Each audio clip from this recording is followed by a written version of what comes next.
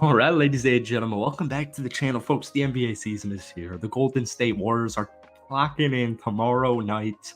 I can't wait. I want to start off with Moses Moody because yesterday Moses Moody and the Golden State Warriors agreed to a 3-year, $39 million contract extension. And this is, I just love it. And Steve Kerr said this, he's going to play a big role for us. Last season, Moses was averaging a career high at 8.1 points per game, 3 rebounds through 66 games, and pretty much all of it was off of the bench.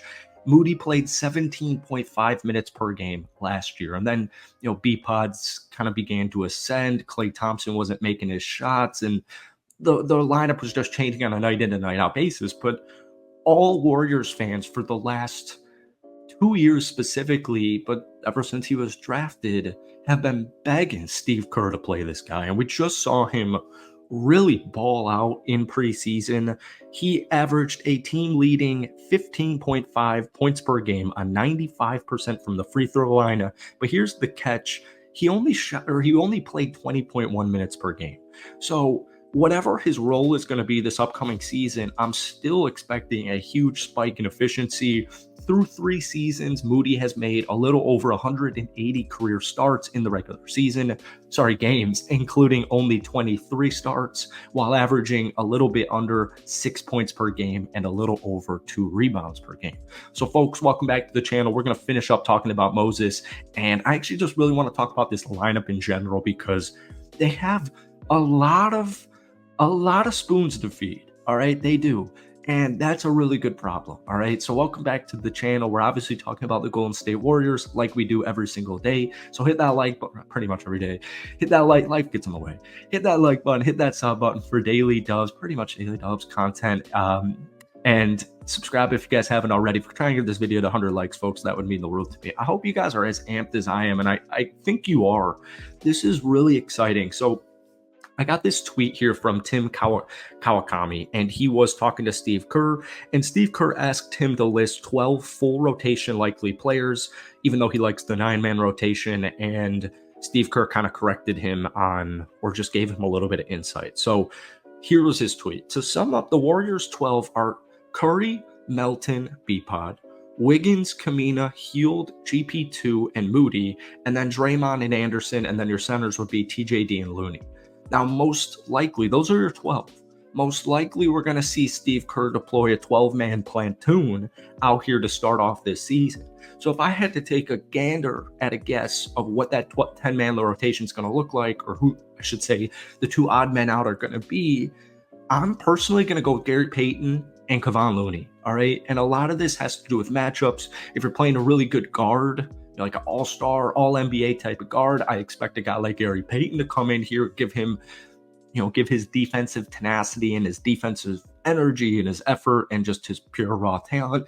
And same thing kind of applies with Kevon Looney when I feel weird even saying they want a little bit more size or more consistent rebounding, but you get what I'm saying.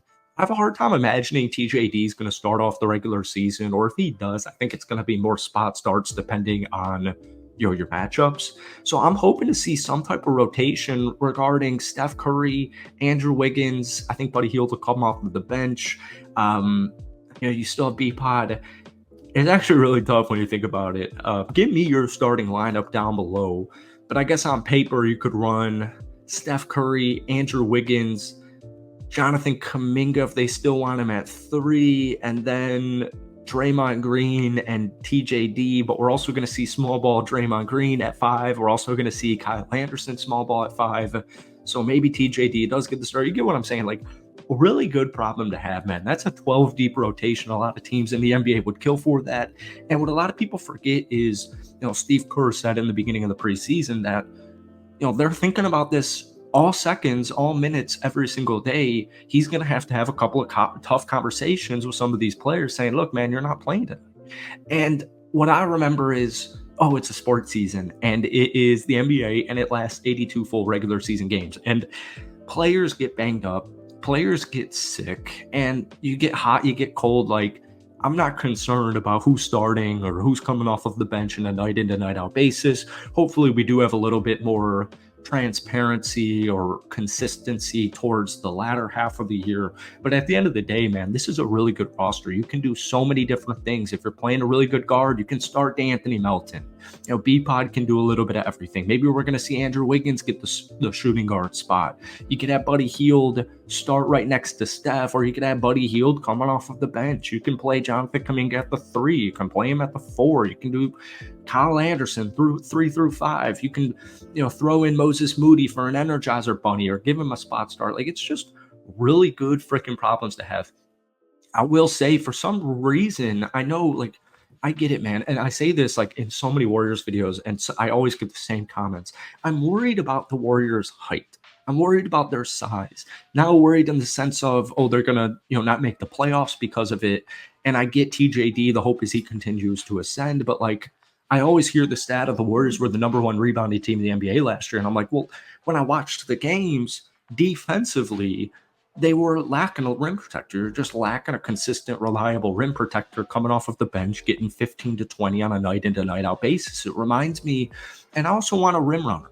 And it reminds me of, like the Andrew Bogut eras, or just, kind of the dynasty Dubs, where they would always have this versatile rim running, rim protecting big man who is just doing his job there. And I saw an interesting trade that maybe Golden State would look into towards the end of the season. It's a 3-team trade.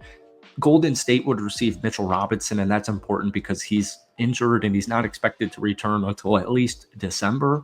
The Knicks would receive Josh Green, and then the Hornets would be getting Gary Payton, Kevon Looney, a 2026 second-round pick from Golden State, and a 2028 second-round pick from Golden State. So you're trading Gary Payton, Kevon Looney, and 2 future seconds for Mitchell Robinson, and push comes to shove, and that's something Golden State desperately needs to do towards the deadline, then I do think they would make a move like that. We talk about Walker Kessler all the damn time on this channel. It seems like Utah doesn't want Walker, but all 31 other teams in the NBA do. So one thing I'm really excited about is Jonathan Kuminga. And I was reading a Bleacher Report article, and they were going through pretty much like an emerging, or they were giving, I think, just like 10 hot takes for the NBA season. And one of theirs was Jonathan Kuminga emerging as Steph Curry's co-star. And I fully agree that this is what's about to happen. I think Jonathan Kuminga is destined for greatness. At the end of the day, he's still 22 years old. It's crazy.